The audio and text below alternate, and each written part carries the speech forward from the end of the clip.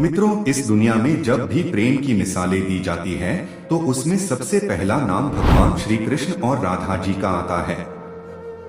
धार्मिक ग्रंथों के मुताबिक श्री कृष्ण को अपार प्रेम का प्रतीक माना जाता है और पुराणों के अनुसार ऐसा बताया जाता है कि श्री कृष्ण की 16,108 रानियों थीं, जिनमें से रुक्मणी और सत्यभामा उनकी सबसे मनपसंद रानियां थीं। इसके अलावा यह भी बताया जाता है कि श्री कृष्ण अपने बचपन में गोपियों के साथ गोकुल में रासलीलाएं किया करते थे, जिनकी कहानियां आज भी सबसे ज्यादा मशहूर है। लेकिन मित्रों, क्या आपको यह पता है कि सभी को प्रेम सिखाने वाले श्री कृष्ण का नाम आज भी केवल और केवल राधा जी के साथ ही क्यों लिया जाता है? आपने जब भी कृष्ण भक्तों को देखा होगा तो गौर किया होगा कि वह हमेशा ही राधे श्याम नाम का ही जप करते हैं। इस दुनिया में जब भी श्री कृष्ण और राधा जी के प्रेम का कहीं जिक्र किया जाता है तो सभी के मन में अक्सर ये सवाल उठता है कि जब आखिर श्री कृष्ण और राधा जी के बीच इतना अधिक प्रेम था तो इन दोनों ने आपस में विवाह क्यों नहीं किया? मित्रों, अगर आप भी जानना चाहते हैं कि श्री कृष्ण और राधा जी का विवाह किन कारणों से नहीं हो पाया तो बने रहिए हमारे साथ, वीडियो को अंत तक जरूर देखें।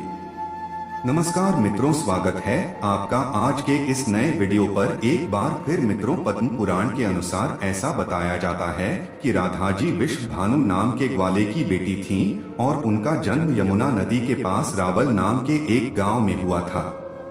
कुछ समय बाद राधा जी के पिता बरसाना गांव में आकर बस गए थे, लेकिन दूसरी तरफ कुछ विद्वानों का ऐसा मानना है कि राधा जी का जन्म बरसाना गांव में ही हुआ था।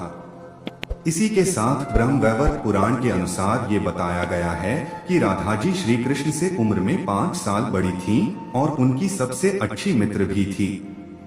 ऐसा कहा जाता है कि जब श्री कृष्ण और राधा जी पहली बार मिले थे तो राधा जी श्री कृष्ण के एक झलक देखते ही उन पर मोहित हो गई और उन्होंने कृष्ण को पहली बार तब देखा जब माता यशोदा ने उन्हें माखन खाते हुए ओखली से बांध लिया था।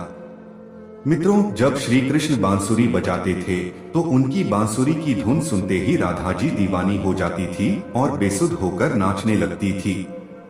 इसके साथ साथ ये बताया जाता है कि राधा जी श्री कृष्ण के बांसुरी की धुन में इतना खो जाती थी कि उन्हें अपने घर का भी ध्यान नहीं रहता था, जिसकी वजह से समाज के लोगों ने राधा जी को ताने मारना चालू कर दिया और इस बात को लेकर राधा जी के घर वालों ने उनका घर से निकलना भी बंद कर दिया था। लेकिन जब श्री कृष्ण जी को यह बात पता चली कि राधा जी के घर वालों ने उनका घर से निकलना तक बंद कर दिया है तो उन्होंने ये बात यशोदा माता को बताई और वो राधा जी से विवाह करने की जिद करने लगे।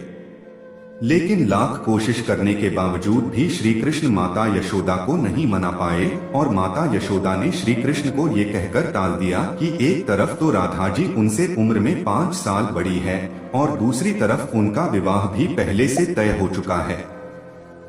यशोदा माता ने जब यह बात नंद महाराज को बताई तो उन्होंने भी श्री कृष्ण को बहुत समझाया और राधा जी से विवाह न करने की सलाह दी।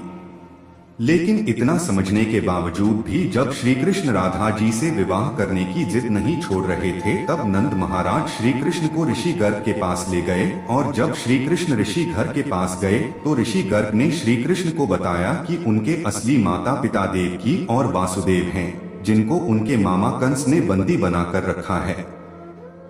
इसके साथ साथ ऋषि गर्ग ने श्री कृष्ण को यह भी समझाया कि उनका जन्म केवल और केवल दुष्टों का नाश और धर्म की स्थापना करने के लिए हुआ है। और जब ऋषि गर्ग ने श्री कृष्ण को उनकी वास्तविकता से परिचय कराया तभी से राधा जी और श्री कृष्ण के बीच दूरियां पैदा होने लगी।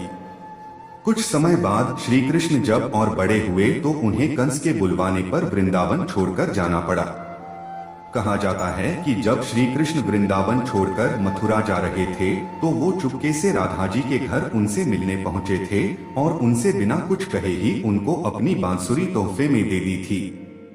इसके कुछ समय बाद ही श्री कृष्ण बड़े भाई बलराम जी के साथ वृंदावन को छोड़कर मथुरा की ओर रवाना हुए और ऐसा बताया जाता है कि जब श्री कृष्ण वृंदावन छोड़कर मथुरा चले गए तो राधा जी उनकी यादों में फूट फूट कर रोती थी और समाज के दबाव में आकर उन्हें ना चाहते हुए भी अपने पिता की इच्छा के अनुसार किसी और से विवाह करना पड़ा था। ऐसा बताया जाता है कि श्री कृष्ण के जाने के बाद राधा जी का विवाह माता यशोदा का भाई प्रयाण से हुआ था और राधा जी को अपनी एक अलग दुनिया बसानी पड़ी थी। राधा जी का विवाह होने के बावजूद भी जब उन्हें श्री कृष्ण की याद आती थी तो वह अक्सर बांसुरी बजाकर उनकी यादों में लीन हो जाया करती थी। वैसे मित्रों, श्री कृष्ण और राधा जी का विवाह न होने के पीछे कथाएं और भी प्रचलित है।